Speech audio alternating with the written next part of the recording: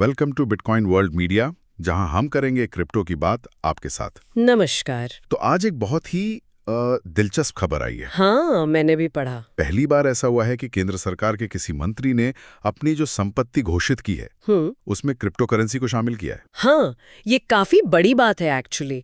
कौशल विकास और उद्यमिता मंत्रालय के राज्य मंत्री हैं जयंत चौधरी। हाँ, उन्होंने और उनकी पत्नी दोनों ने ही अपने क्रिप्टो निवेश के बारे में बताया है। अच्छा। तो ये तो वाकई में पहली बार है।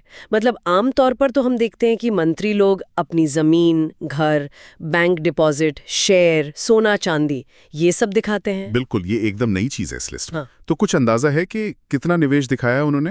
हाँ, आंकड़े दिए हैं।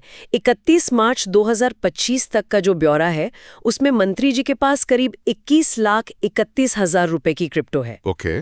और उनकी पत्नी के पास उनसे थोड़ा ज्यादा, करीब 22,41,000 रुपए की। अच्छा, यानी दोनों मिला के करीब करीब 44 लाख रुपए के आसपास की क्रिप्टो होल्डिंग। हाँ, लगभग।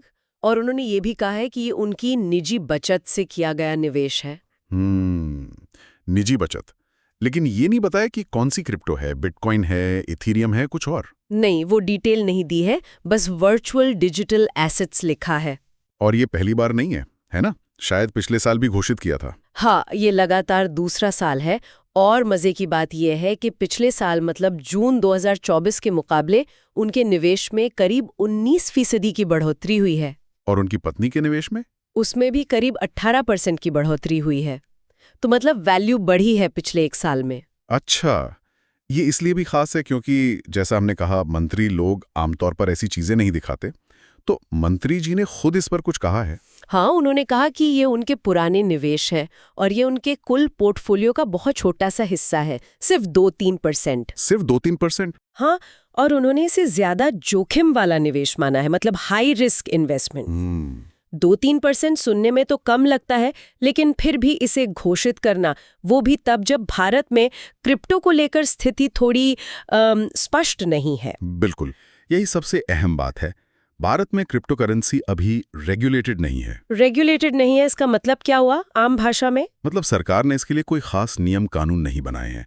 जैसे शेयर बाजार के लिए सेबी है, वैसे क्रिप्टो के लिए कोई रेगुलेटर नहीं है, कोई ढांचा नहीं है। अच्छा, और रिजर्व बैंक तो इसको लेकर काफी चिंतित रहता है। हाँ, आरबीआई ने तो कई बार चेतावनी दी है।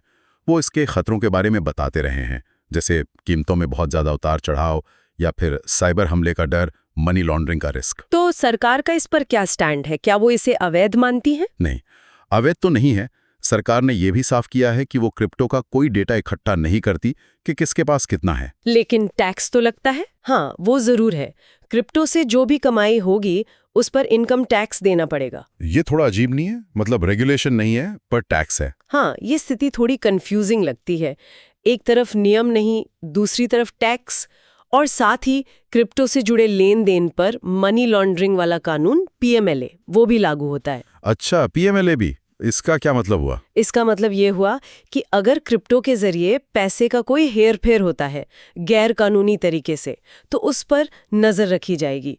क्रिप्टो एक्सचेंज वगैरह को कुछ नियम मानने पड़ते हैं, जैसे ग्राहकों की जानकारी रखना। तो अब आते हैं सवाल जवाब पर। एक आम सवाल जो लोगों के मन में आता है, क्वेश्चन, तो क्या भारत में क्रिप्टो रखना गैर कानूनी है? आंसर, नहीं।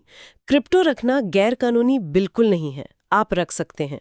ठीक है। पर जैसा हमने कहा, ये सरकार द्वारा रेगुलेटेड नहीं है, मतलब कोई नियम कानून अभी तक तय नहीं है।